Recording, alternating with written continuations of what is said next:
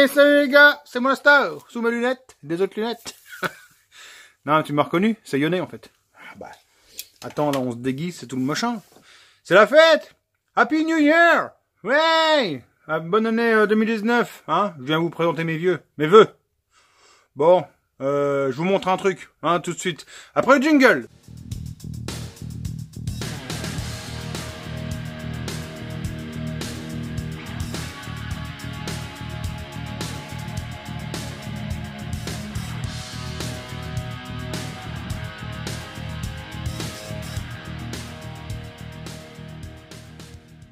T'es en train de te dire, le gros, on l'a pas vu depuis je sais pas combien de temps. Bah, ne crois pas que je suis inactif, mon ami. Non. Je bosse comme un débile. Bon, c'est un truc que tu n'as forcément rien à siffler, j'ai envie de te dire. J'avance sur mon site. Hein. Je te cache pas que c'est le bordel. Y a rien qui va. Ah, attends, excuse. Ah, c'est le facteur à poste. Ouais, bon, arrête avec ton truc. Allez, donne-moi ça. Purée, l'autre, c'est mon colis. Regarde. Mon colis. Merci. Bon good. L'autre fois, ils m'ont contacté, ils m'ont dit, bon, bah gros, tu nous as fait un bon coup de pub l'autre fois sur les carbus, machin, c'est sympa. Alors, pour ton Noël, on va t'envoyer un petit cadeau. Alors, ils me disent que ça t'intéresse d'avoir ça. Ah, j'ai dit, vas-y, envoie. Ça, moi, ça va me faire un nouveau projet. Hein. Bon, je voulais pas te le dévoiler, mais je te le dévoile quand même. Et t'es en train de te dire, l'autre, il se fout de ma tronche, parce qu'il a déjà sa générique qui avance pas, il a son Bisland qui avance pas, et il est en train de nous parler d'un autre projet. Bah oui, mais c'est comme ça, mon petit toutou. Hein. Maintenant, on est 2019. Donc, 2019, c'est les bonnes résolutions. Donc, là, mon shop, il est en place, hein, tu le sais. Y a le lien dans la description si tu veux aller voir. Pour l'instant, il n'y a rien dessus, donc. Là, si tu veux aller checker, tu check. Donc, on se remet en place. Lundi, là, on va rattaquer la mécanique à l'atelier. Et les vendredis, comme c'était déjà prévu avant, mais je me suis fait déborder, je me remets hein, sur mon rythme. Les vendredis, on fera mes projets perso. Donc, vendredi prochain, donc vendredi dans une semaine, si tu regardes le vlog aujourd'hui, le 4, je crois qu'on est, il y aura soit le Bisland, soit la générique. Hein. J'attends des pièces pour la générique, d'ailleurs, hein, que j'ai commandé hier. Hein. Hier, de je sais pas quand tu regardes la vidéo, mais bon, hier, j'ai commandé des pièces. Allez, donc je vais te déballer ça. À ton avis, qu'est-ce qu'il y a dedans? Allez, je te laisse 3 choix. Allez, vas-y, cherche. Imprimante 3D? Non, c'est pas ça. Vas-y, bon, un autre. Vas-y, dis un autre. Un drone? Non. De quoi? Un téléphone. Vache, ça ferait déjà du beau colis. Allez, viens, on va l'ouvrir. Allez, Toto, c'est parti. Qu'est-ce qu'il y a dedans? Regarde. Ça, c'est pas un projet sur lequel on va rigoler. Hein. On en a parlé l'autre fois. Dans le live, il y en a, il m'a dit, ah, tu devrais motoriser un vélo. Donc voilà. Voilà le moteur pour le vélo. Tivostin. Bon, en même temps, là, si t'es pas vieux, tu peux pas connaître la blague de Tivostin. Et là, tu vas aussi choper comment je fais les voix off, quoi. Tout simplement en parlant tout près du micro. Allez, pour commencer, un manuel dont tout le monde va se... hein, voilà. Alors, je te montre tout de suite le réservoir. Je sais pas encore si moi je vais l'utiliser. Ou alors il faut que je le détourne ou quoi, parce que j'ai pas envie de dénaturer l'esthétique du vélo avec ça. Tu verras, je te cache pas que le vélo il est déjà commandé. Et franchement il est joli. Cette connerie qu'on m'a offerte me coûte un vélo que j'ai payé. Et le vélo il coûte 4 fois et demi plus cher que cette connerie de kit de vélo. Attention, là voilà, tout gros, pot d'échappement Bidalo spécial vélo. Hein. Donc là, je te prie de croire qu'il y a du matos. Et la pièce maîtresse, le moteur pour aller sur le vélo. Alors tu le vois, le moteur hein, qui vient se fixer à l'avant ici et à l'arrière ici, par des œillets sur le cadre du vélo. Alors ici tout simplement, tu l'as vu, un moteur de 80 cm3, on n'est pas là pour beurrer les sandwichs. Hein, refroidissement par air, ici tu vois l'appui d'admission. Forcément tu l'as compris, ici la sortie d'échappement. Alors ici à l'intérieur tu as, je l'imagine, un système d'engrenage avec une transmission primaire, mais je pense qu'on va démonter pour voir un peu ce qu'il y a dedans. Ici tu as la came d'embrayage hein, qui vient, j'imagine, pousser à l'intérieur et qui nous débraye l'embrayage, le pignon, et ici la partie allumage. Quand on est quand même sur la chaîne Tourneau Racing, on va quand même au moins démonter le haut moteur hein, pour voir un peu comment c'est fait là-dedans. Alors là, je te cache pas que ça a été serré au couple camionnesque.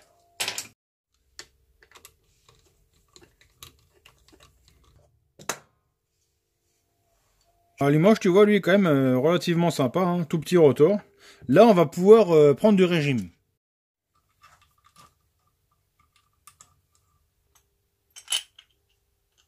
Donc là, un peu comme sur un AM6, hein, on a un espèce de d'axe qui vient pousser à l'intérieur de l'arbre, je vais pas dire de boîte, hein, mais de l'arbre de sortie du pignon qui entraîne la chaîne. Hein. Et on va regarder un peu de l'autre côté comment ça se présente.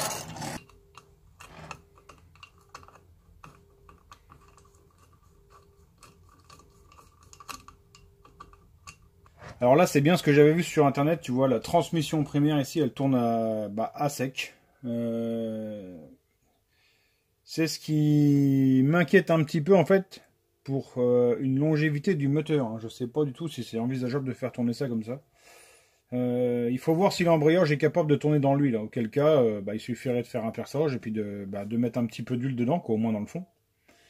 Je sais pas ce qu'on peut voir là-dedans. Voilà, une fois démonté, on voit ça s'apparente un peu à des... Enfin, moi, ce que j'appelle des embrayages à bouchon. C'est en fait... là, le plateau d'appui, il appuie ici. Dans le temps, on pouvait réparer ça, en fait, tout simplement en coupant des bouts de bouchon, de bouteilles de vin, et en les collant, en fait, là-dessus. Et donc ça, c'est le tout premier système. Enfin, c'est un peu le même esprit que les tout premiers systèmes d'embrayage. Par contre, normalement, c'était des embrayages à sec. Alors, je sais pas trop comment faire. Je pense juste qu'on va graisser convenablement en fait toute la partie dans la partie dentée avec de la graisse. Puis on verra bien. Je ne pense pas que la graisse rentre à l'intérieur, hein, forcément, avec la force centrifuge. Je pense qu'elle va laisser écarter tout le tour du carter. J'espère que ça arrivera quand même à graisser suffisamment pour avoir une longévité correcte. Alors tu le vois, une admission par la jupe du piston, hein, c'est-à-dire que le carbu est fixé forcément là-bas. Le piston, quand il monte, il débouche le canal ici d'admission et la dépression fait rentrer le carburant. Quand le piston descend, il vient refermer la lumière. C'est étanche, le piston continue à descendre et forcément ça pousse et ça fait monter le carburant par les canaux de transfert. Hein, les canaux de transfert communiquent, du coup le piston est en bas, du coup les canaux de transfert, eux, ça fait monter le gaz frais dans la culasse. Ici c'est emprisonné, ça monte en pression et en chaleur. Ici la bougie te donne un coup de braise et pouf, ça s'enflamme. Et qu'est-ce qui se passe? Comme ça s'enflamme, et ben ça repousse sur le piston qui repart. Bon bref, tu t'en fiches un peu, peut-être. Ici tu vois admission de transfert. Alors là la forme elle est pas recherchée. Là on est sur une architecture complètement juste pour que ça démarre et que ça fonctionne quoi. On sent qu'on n'a pas recherché la performance. Alors ici derrière, comme tu le vois, le canal d'admission, c'est par là que le carburant rentre. Ici le canal du transfert, tu vois, bon, c'est quand même correct au niveau de la finition. Et là tu vas peut-être sourire, hein. Ici c'est l'échappement. Tu vois que bon, on n'est pas sur du gros diamètre quoi. Là c'est vraiment juste fait pour qu'il y ait un fonctionnement pour s'amuser quoi. Allez, dans l'immédiat, moi je vais remettre tout ça dans les cartons parce que de toute façon j'ai pas de vélo donc je peux pas avancer plus pour aujourd'hui. Donc si tu comprends pas du tout de quoi il s'agit, sache qu'il s'agit tout simplement de motorized bike, hein, si tu veux motorized bike, motorized bike. Va sur Google, va sur YouTube, tu tapes ça, motorized bike, tu vas trouver plein d'exemples. Il y en a des sympas, je me suis dit ça serait quand même bien qu'on en fasse un aussi sur la chaîne. Sache que le machin là, il arrive, hein, le vélo est commandé. Ça arrive bientôt, ça sera un projet qui sera à vendre. Par contre, à la fin, c'est pas un truc que je vais garder parce que tout simplement, si je le garde, je vais aller faire le con sur la route avec ça. Forcément, moi, la police elle habite à côté, là, c'est encore un coup à se faire ramasser et se faire enlever un permis ou quoi pour avoir fait le con sur un vélo avec un moteur. Franchement, ça m'agacerait. Donc voilà, tu le sauras. Quand il sera fini, il sera à vendre au prix, t'inquiète pas, c'est au prix que ça m'a coûté. Hein. Donc il y a un vélo, un moteur dans l'immédiat. Et puis peut-être 2-3 trucs à côté, mais bon, ça sera à prix coûtant quoi. On passe sur autre chose, impression 3D. Impression 3D et pognon, tu sais, c'est en France, c'est le sujet tabou, le pognon. Alors, le petit shop en ligne que j'ai fait, hein, c'est pas pour me gaver, tu vois, il y a aussi un service derrière. Donc tu l'as peut-être vu dessus, il y a un petit service d'impression 3D, donc Tu sélectionnes ton carter, hein, la base, tu sélectionnes le couvercle. Là, ici, c'est la version de Nitro. Pour l'instant, c'est une des seules qui est sur le site. Il y a aussi une version pour le moteur Passion Too Fast. Et les prix peuvent comme ça paraître un peu quand même excessifs. Hein. Tu te dis ça vaut 20 balles sur le shop. Ça vaut 30 balles sur le shop. Donc, l'ensemble des deux, tout de suite, ça fait 50 € pour un carter. Tu te dis, bon, c'est quand même pas donné. Forcément, on est en France, donc comme tout artisan français, j'ai des charges, hein, c'est presque 2 tiers de charge sur le prix, sur le chiffre d'affaires, si tu veux. Hein. Donc ça fait mal, t'imagines bien que là, sur la petite plaque là, tu te dis, je la paye 20 balles, mais sache qu'à la fin, il reste pas ça, quoi. Il reste en gros 7 €. Donc voilà pourquoi les prix peuvent paraître comme ça, au premier abord, un peu excessifs. C'est le prix des charges qui pèsent sur les entreprises françaises. Par le passé, tu sais, je mettais un point d'honneur à vraiment arriver à avoir un effet comme ça glossy. Simplement, le souci c'est que tu foires, sans déconner, tu foires 7 impressions sur 10. Donc, je me suis dit, je vais laisser tomber ça. Je vais te montrer en fait le résultat qu'on va avoir dorénavant. Donc ça, tu le vois, c'est l'effet glossy, hein, c'est beau, hein, mais sauf que si tu regardes dans le coin là-bas, et ben ça s'est levé, donc du coup c'est certes c'est bien lisse, mais les cotes ne sont pas respectées. Alors là pareil, tu vois, là c'est bien joli, mais tout le bout, tu vois là-bas, ça te fait un arrondi qui est pas prévu sur mon dessin forcément à la base. Hein. C'est juste que ça se décolle du plateau pendant l'impression. Donc maintenant je mets de la laque, hein, enfin j'en mettais parfois, mais là tu vois maintenant il y a de la laque, donc forcément c'est moins lisse quoi. C'est quand même moins lisse. Par contre, là, les codes sont respectés. Il n'y a plus ces soucis de déformation. Là, donc, ça reste encore une petite pièce. Donc, la déformation est légère. Mais tu vois, ici, sur un gros carter, ce que j'ai pu avoir hier, tu vois. Tu vois, certes, c'est lisse, mais le souci, c'est que c'est complètement déformé, quoi. Moi, à la base, la pièce, elle n'a pas ces angles-là, quoi. Normalement, c'est plat et ça tourne bien, quoi. Donc, là, le résultat qu'on a maintenant, c'est celui-là, tu vois. C'est bon. Alors, c'est un peu moins brillant, hein, forcément. Mais par contre, les codes sont bien respectés, les angles sont là, voilà. Donc voilà, il faudra que je remette les photos sur le site à jour, hein, pas que quelqu'un commande un truc tout brillant comme ça et se retrouve avec un truc un peu plus mat comme celui-là, et se dise, attends, l'autre il m'a vendu un truc, il se fout de moi, quoi.